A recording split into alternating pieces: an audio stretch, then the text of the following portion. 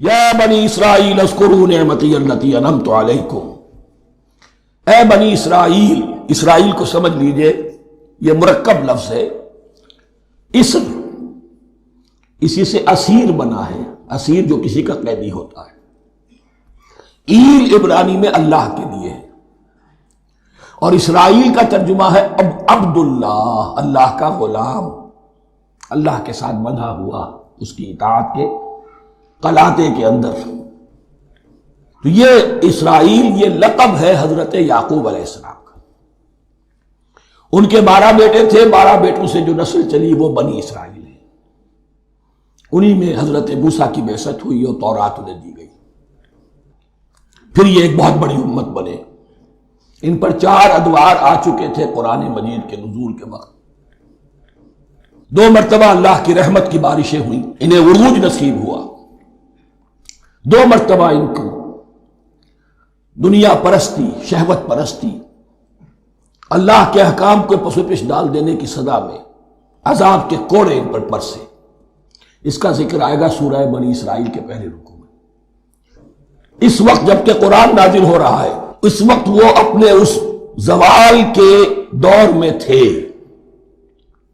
حال یہ تھا کہ حضور صلی اللہ علیہ وسلم کی بعثت سے پہلے ہی 2nd ٹیمپل بھی شہید کیا جا چکا تھا، گرایا جا چکا تھا۔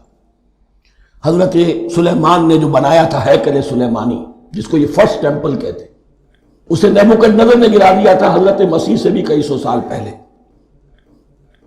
لیکن اس کے بعد پھر یہ رومنز نے سن 70 عیسوی میں حضور کی ولادت سے 500 برس پہلے ان کا یہ یروشلم تباہ و برباد ہوا، اس میں لوگوں کو قتل کیا گیا، قتل عام ہوا، اور 2nd ٹیمپل جو ہے وہ بھی گرا دیا گیا، جو اب تک گرا پڑا ہوا ہے۔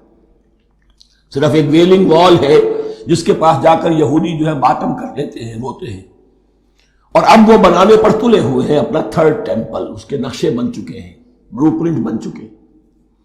لیکن بہرحال جس وقت قرآن نازل ہو رہا تھا یہ بہت ہی پستی میں تھے۔ اس کے بارے میں فرمایا، اے بنی اسرائیل ذرا یاد کرو میرے اس انعام کو جو تم پر ہوا۔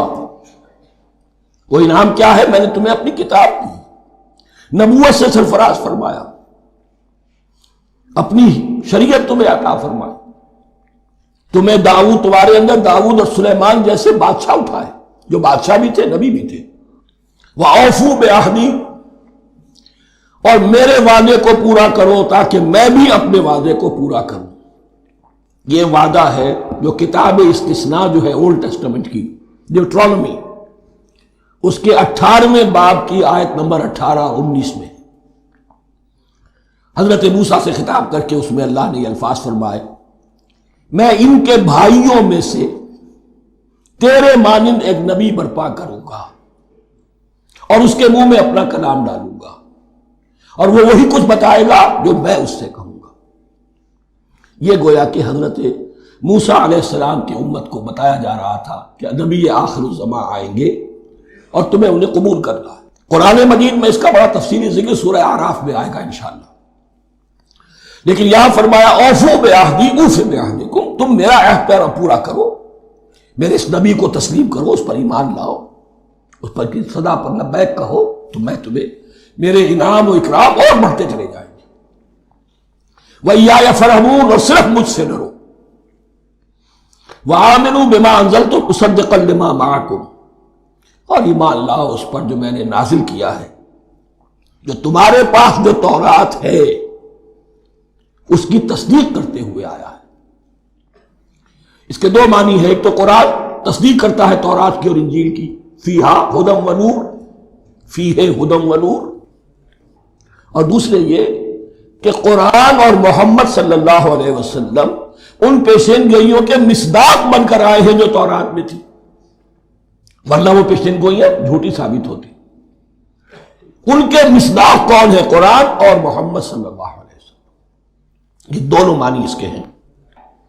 وَآمِنُوا بِمَا أَنزَلْتُ مُصَدِّقًا لِمَا مَعَكُمْ وَلَا تَكُونُوا أَوَّلَ كَافِرٍ بِهِ، اور دیکھو تم ہی سب سے پہلے ان کا کفر کرنے والے نہ بن جاؤ۔ تمہیں تو سب کچھ معلوم تھا، تم تو منتظر تھے، تم تو آخری نبی کے انتظار میں تھے اور ان کے حوالے سے دعائیں کیا کرتے تھے۔ کہ اللہ اس نبی آخر الزمان کے واسطے سے ہماری مدد فرما اور کافروں کے مقابلے میں ہمیں فتح عطا فرما. یہ آئے گا آگے چل کر اسی سورۃ بقرہ کے اندر. لیکن اب تم ہی سب سے بڑھ کر کافر ہو گئے، تم ہی سب سے بڑھ کر دشمن ہو گئے. وَلَا تَكُونُوا أَوَّلَ كَافِرٍ بِهِ وَلَا تَشْتَرُوا بِآيَاتِي ثَمَنًا قَلِيلًا. اور دیکھو میری ان آیات کے عوض حقیر سی قیمت قبول نہ کرو. یہ آیات الہیہ ہیں، ان کو رد کر رہے ہو کس لیے؟ ہماری مسندیں، ہماری حیثیت، ہماری چودراہٹیں، کہیں ان پر کوئی آنچ نہ آ جائے. حقیر سی چیزیں، یہ صرف اس دنیا کا سامان، اس کے سوا کچھ نہیں. وَلَا تَشْتَرُوا بِآيَاتِي ثَمَنًا قَلِيلًا وَإِيَّايَ فَاتَّقُونِ. اور صرف مجھ سے تقوی اختیار کرو، میرا تقوی اختیار کرو. وَلَا تَلْبِسُوا الْحَقَّ بِالْبَاطِلِ وَتَكْتُمُوا الْحَقَّ وَأَنْتُمْ تَعْلَمُونَ. اور نہ گڈمڈ کرو حق کے ساتھ باطل کو، اور مت چھپاؤ حق کو، ذرا حالے کہ تم جانتے ہو.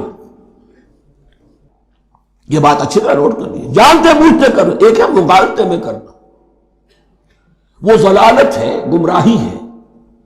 ایک جان بوجھ کر کرنا، حق کو پہچان کر اسے رد کرنا، یہ پھر اللہ تعالیٰ کے غضب کو دعوت دینا ہے.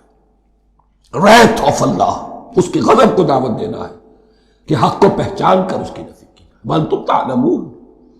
علماء یہود، قرآن مجید میں آگے چل کر آئے گا، ایسے پہچانتے تھے محمد کو اور قرآن کو جیسے اپنے بیٹوں کو. یعرفونہ کما یعرفون ابناہم، ایسے پہچانتے جیسے اپنے بیٹوں. وَأَقِیمُوا الصَّلَاةَ وَآتُوا الزَّکَاةَ. دیکھو نماز قائم کرو، زکوٰۃ ادا کرو. وَارْکَعُوا مَعَ الرَّاکِعِینَ. اور جھکنے والوں کے ساتھ جھکو. یہ اول تو رکوع کو انہوں نے اپنے ہاں سے خارج کر دیا تھا، ثانیاً باجماعت نماز ان کے ہاں ختم ہو گئی تھی. وَارْکَعُوا مَعَ الرَّاکِعِینَ، جماعت باجماعت نماز کی طرف اشارہ ہے. أَتَأْمُرُونَ النَّاسَ بِالْبِرِّ وَتَنْسَوْنَ أَنفُسَكُمْ. کیا تم لوگوں کو نیکی کا حکم دیتے ہو، تقوی کی، پارسائی کی تعلیم دیتے ہو؟ میں کہہ رہا ہوں نا کہ اصل میں مخاطب کون ہے؟ علماء یہود. اس آیت سے ثابت ہو گیا عالم ہمارا بھی جب بھی کھڑا ہوگا اونچے سے اونچا بات کہے گا، اعلیٰ سے اعلیٰ بات کہے گا. اکثر و بیشتر کا حال یہ ہے کہ ان کا اپنا کردار دیکھیے تو کوئی مناسبت ہی نہیں اس سے، جو بات کہہ رہا ہے، جو لوگوں کو دعوت دے رہا ہے اس پر خود عمل نہیں. تو یہی در حقیقت علماء یہود کا کردار بن چکا تھا. أَتَأْمُرُونَ النَّاسَ بِالْبِرِّ وَتَنْسَوْنَ أَنفُسَكُمْ. کیا تم لوگوں کو نیکی کا حکم دیتے ہو اور خود اپنے آپ کو بھول جاتے ہو. وَأَنْتُمْ تَتْلُونَ الْكِتَابَ. اور یہ سب کچھ تم کر رہے ہو اس حال میں کہ کتاب پڑھتے بھی ہو، تورات پڑھتے ہو، صاحب تورات ہو. ہمارے بھی بہت سے علماء کا، علماء سو جنہیں ہم کہتے ہیں، حال یہ ہو چکا ہے. خود بدلتے نہیں، قرآن کو بدل دیتے ہیں. ہوئے کس درجہ فقیہان حکم بے توفیق.